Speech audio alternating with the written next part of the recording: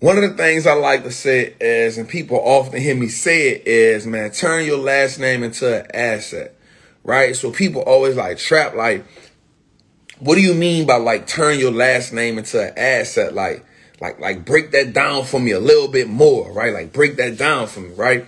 And so one of the things I often been bringing people around is like having these SOPs, right? That's important, right? And you're going to always hear me talk about it, right? So the SOPs are your standard operating procedures, right? Standard operating procedure. Every business has that, but nobody family has it. But wealthy families have it. One of the things you'll often see in this world is you'll see rich people go broke, but you'll never see wealthy families be unwealthy. You know what I'm saying? That doesn't happen, right? It's because they have an establishment there, right? That establishment, right? So some of the things they have is, so two of the biggest things that, two of the most essential assets that every family has is one, human capital, right? Which is the human being that's produced, right? It's the human beings that have it, right? So the human beings, we're the human capital, right? We can't build generational wealth. Our last names can't become assets if we don't have the human beings. So one of the most important assets to every family is actually the family member himself, the human capital, right? The second most important thing is the IP, which is the intellectual property, right? The family must have human capital. It must have intellectual property, right? And what happens is the intellectual property actually is the mindset that's needed to create wealth. Because if you don't have the intellectual property to create the wealth, then no matter what information that I give you, if you don't have the intellectual property, then the information is no good. Check this out. We're going to backtrack. We're going to say it again, right? So how do we turn our last names into assets? So what happens is we have to bridge that gap. Right. In order for us to be able to, introduce our families to wealth. Right. In order for us to be able to introduce our families to wealth. Right. We got to start documenting the process. Right. We got to start documenting the process of everything we doing. The objective is, and I'm speaking to you all from a component. I'm speaking to you all from the component of me, myself, and the things that I'm doing with myself. Right. So what happens is none of us grew up. A lot of us didn't grow up in a situation where we actually understood and saw wealth. Right. So what happened is it wasn't conducive to our future. Right. It wasn't conducive to our future. Right. None of that happened. So we got to start doing is we got to start documenting the process as we intake the information. Right. So all of the information you taking and everything you putting in should be helping you build that journey, right? One of the things we often try to do is remember everything, right? And you try to remember everything, you're actually going to forget a lot, right? So if you try to remember everything, you're actually going to forget a lot, right? And so the things that you forget does you no good. So you want to document the process. You want to document you buying your first stock. You want to document everything you did to fix your credit. You want to document everything you did to build your business, right? The reason why you need all of these things documented is so you can now pass that to the next generation. The next generation needs to see that, right? They need to see that notebook. One of the reasons why I have Lane, you in here, I have notebooks for everything. I have notebooks for options. I have notebooks for stocks. I have notebooks for business. I have notebooks when I talk to my CPA. I have notebooks for everything, but it's not just for me. It's so I can also go back into those notebooks and I can give that notebook to the next generation. Yo, boom, check these out. These are the standard operating procedures, right? And then I take those things and I put them together and I now have another book and say, yo, boom, boom, boom. These are the actionable steps that you can take, right? So if you're trying to build wealth, you got to give them actionable steps, right? So what happens if we took all the money away from you, couldn't pass none of that down? What will you give your kids now, right? If you took if everything that you did, every wealth that you did, if every wealth play that you did, if everything that you acquired, if they say, yo, you can't pass none of that down, what will we now give our next generation so they can take actionable steps? Actionable steps. Yo, my pops did this, and this. Pops did these 4 things. Moms did these 4 things, 5 things, 6 things, 8 things. This is what they did. So now we can use these same steps to build wealth. Do you have that? Let's move on. So we already said that the two most valuable components to turn your last name to assets is one, human capital, which is the human beings, the babies, right? The next thing, number two, is the intellectual property. Why is the intellectual property important? Because the intellectual property is the single most valuable piece of info, the single most valuable component to you building your wealth. Why? Because without the information, you can't go any further. Y'all with me? Without the information, we can't go any further. Information is the fertilizer to the wealth. Information takes us from where we are to where we need to be, right? No person who built a dynasty, no person who built a building, the first thing they need, one of the things they needed was the blueprint. The blueprint was the information. The blueprint was the layout, right? The blueprint was the information. Okay, cool. This is how this has to go. We actually need the blueprint. Your IP lays the blueprint out. If we think about Maya Rothschild, right, who had 5 sons, he had 5 sons, right? That was the human capital. The next thing he did was give them information. So this is how you wind up knowing who the Rothschilds are, right?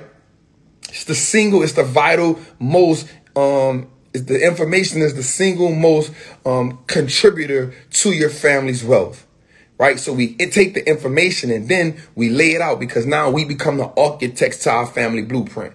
Everybody got that? We understanding that, right?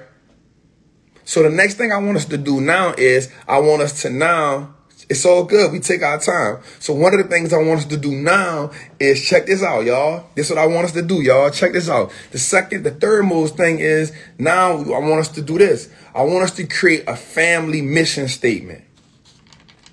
We're going to get a little deep tonight. So now that we got the blueprint, right? We got the IP. I want us to create a family mission statement.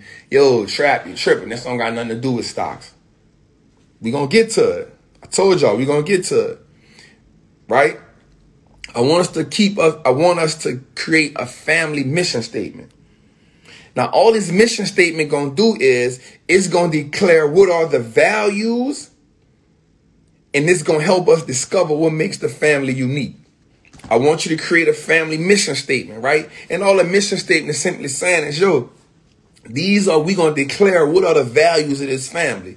One of the reasons why we can't turn our last name into assets, because we don't have no family values. Everybody's just doing their own thing. Nobody is in accordance with what needs to be done. So let's create the mission statement, right? And we put everybody, yo, this is what we doing.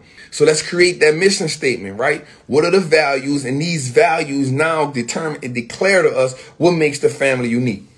And then what these two things do now is create the family vision. So now what we've done now is constructed a blueprint. Now we can now take the process to turning our last name into assets. Why? Because one, we got the human capital, the human beings, right? We now insert the knowledge, right? The intellectual property. And then we start setting it in stages. What is the mission statement? The mission statement gives us values. We can figure out the uniqueness of the family.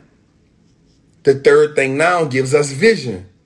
Value, uniqueness, vision. Now what we need. The next thing we now do is we create a timeline, right? So the fourth thing now is now we create this family vision. So now everybody in the family now is in accordance with the vision. We in accordance with the vision, right? We in accordance with the vision. So now when we create the vision, now we understand, yo, what's the next step? All right, so here's the next step. Let's take it a little further. Now we're going to create the triangle offense. Yo, I'm giving you actionable steps tonight. I'm giving you actionable steps. This ain't nothing. These are actionable steps we can take to turn our last name into an asset. Right? Right? So now we create this triangle offense. Right? So Trap, what's the triangle offense is? Cool, I'll give it to you. Let's create a triangle. Right? We know what the base is, right? So the base of the triangle is going to be wealth, right? Wealth. That's going to be the base. But how do we get the base strong? Boom. The first side is the income. The family has to create income, right? The family has to create income, right? We got to create income. That's important. We can't do nothing. If we just got a bunch of ideas that we can take action on, we have to create income. Boom. We got to now transfer that income and make that income become capital. Now we set the triangle. The income becomes the capital. Well, Trap, how do we make the income become capital? Simple. The income now say, boom, this is now investment money. Boom, this is now seed money. Boom, this is now the money we're going to use to leverage. Income, capital, wealth. I'll do it again because y'all probably went over your head right quick. Let's start it over. We got to create the triangle offense, right?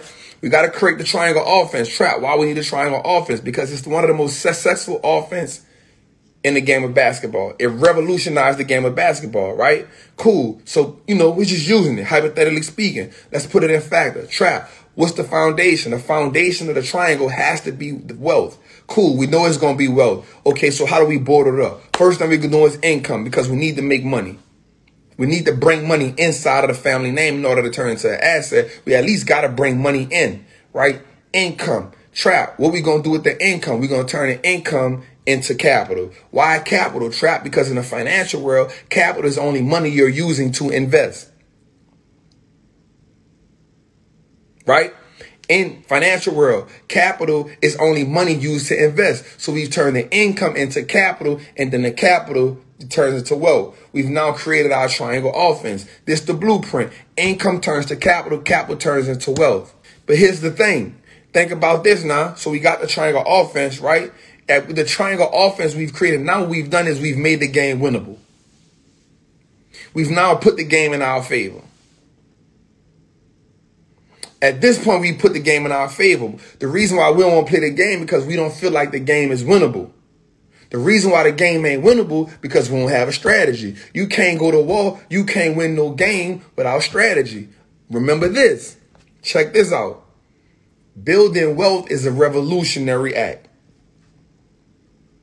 Trap, what are you talking about? This don't got nothing to do with black power. No, building wealth is a revolutionary act. Trap. How is building wealth a revolutionary act? Cool. Let's get to the word. Let's get to the beginning of the word. Revolution. What is revolution, Trap? Revolution is saying I'm going to overthrow the old system to put a new system in place that is most suitable for me.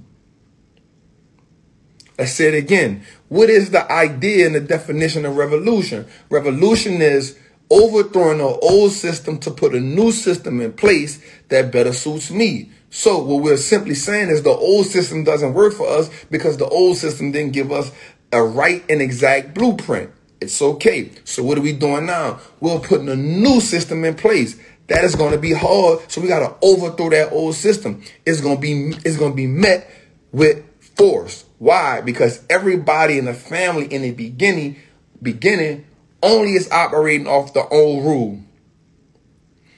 Everybody right now in the family is operating off the old regime. They're operating off the old game plan. They're operating off what they've already been taught by the old dictatorship, right? So we got to do is we got to overthrow them, right? Revolt, revolution, put a new system in play.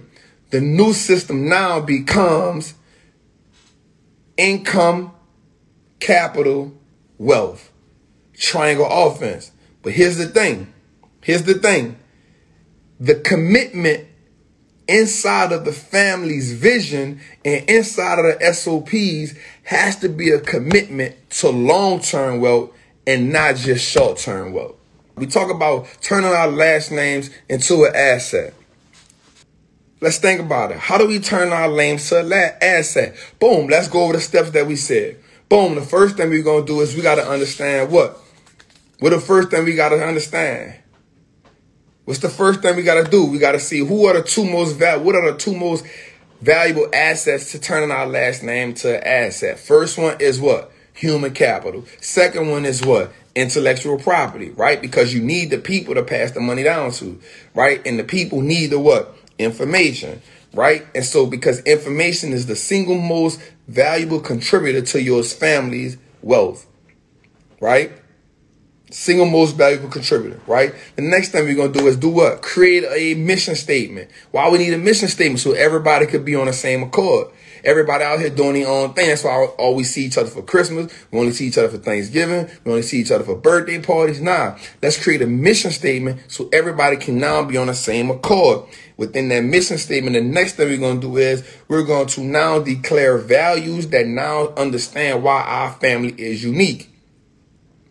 The uniqueness in that is now going to give us a family vision. What is the vision for the family? The vision has to be a commitment to what?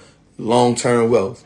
We got it, right? We done now said, okay, this is what? Our family SOPs. These are the standard operating procedures that we need to continue to build our family wealth. Just like when you go to a job, the reason why your job can fire you or something can happen to you and they can replace you because they have SOPs in order. They have SOPs in order. So when they got to replace you, know what they do? They just take somebody, hey, read this. These is the job description for what we need you to do. These are the SOPs. This is what we need you to do. You come in, you feel that, you know what you're doing at the job.